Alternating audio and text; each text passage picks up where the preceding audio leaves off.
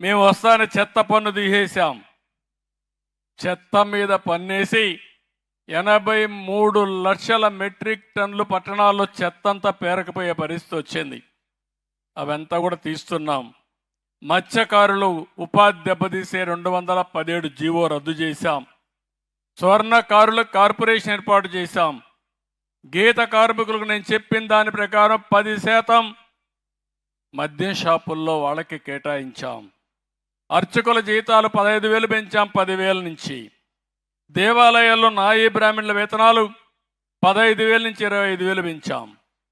చిన్న చిన్న దేవాలయాల్లో దీపారాధన కూడా బాధలుంటే దీప నైవేద్యం కోసం 10,000 రూపాయలు ఇచ్చే కార్యక్రమానికి శ్రీకారం చుట్టాం. వేద విద్యార్థులకు 3,000 రూపాయలు నిరుద్యోగ భృతి ఇస్తున్నాం. చేనేత కార్మికులకు జీఎస్టీ ఎత్తేసాం. గృహ నిర్మాణానికి అదనంగా 50,000 రూపాయలు ఆర్థిక సహాయం చేశాం. గత పాలకులు మీరు చూస్తే కడాన మీరు ధాన్యం పండిస్తే ఆ ధాన్యాన్ని కొనుగోలు చేసి 6 నెలలు సంవత్సరం ఇచ్చేవాళ్ళు కాదు.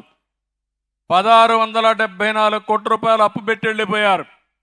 ఆ అప్పు కట్టి ఈరోజు 48 గంటల్లో మీకు డబ్బులు మీ అకౌంట్లో వేసే బాధ్యత నేను తీసుకున్నా.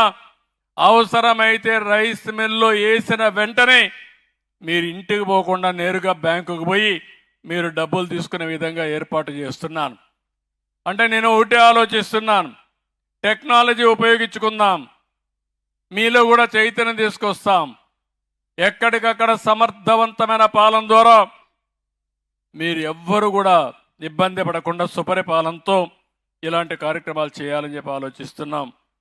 ఇప్పుడే కృష్ణదేవరాయలు గారు చెప్పినట్టు మళ్ళీ డ్రిప్ ఇరిగేషన్ కానీ, ఇంకో పక్కన మైక్రో ఇరిగేషన్ కానీ, ఇంకో పక్క ఆధునికమైన పనిముట్లు ట్రాక్టర్స్ కానీ ఇవన్నీ ఏవైతే ఉన్నాయో అవన్నీ కూడా ఇంట్రడ్యూస్ చేస్తాం.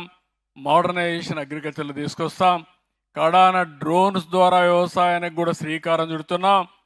మీరు రాబోయే రోజుల్లో ఎక్కువ రైతులు కష్టపడాల్సిన పని లేదు, తెలివిగా కష్టపడాలి. హార్డ్ వర్క్ కాదు కావాల్సింది, స్మార్ట్ వర్క్ చేయాలి. ఇంతవరకు మీ పొలంలో తెగులుందంటే మీరు మామూలుగా చూసి లేకుంటే మీ మందుల షాప్ కూడా చెప్తే చేసేవాళ్ళు.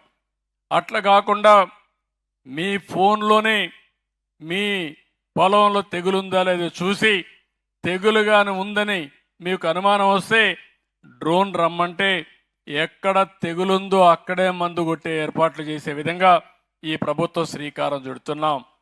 నేను ఒకటే ఆలోచిస్తున్నాను, వ్యవసాయంలో ఖర్చు తగ్గాలి, ఆదాయం పెరగాలి. ఈ రాష్ట్రంలో మీరు చూస్తే అందరికంటే ఎక్కువ అప్పుల్లో ఉండేది రాష్ట్ర రైతాంగం. దేశంలోనే రైతులు ఎక్కువ అప్పుల్లో ఉన్నారు. దాన్ని కూడా తగ్గించాల్సిన అవసరం ఉంది. దానికి కూడా ఒక ప్రత్యేకమైన కార్యక్రమం చేస్తామని చెప్పి కూడా నేను మీకు తెలియజేస్తున్నా.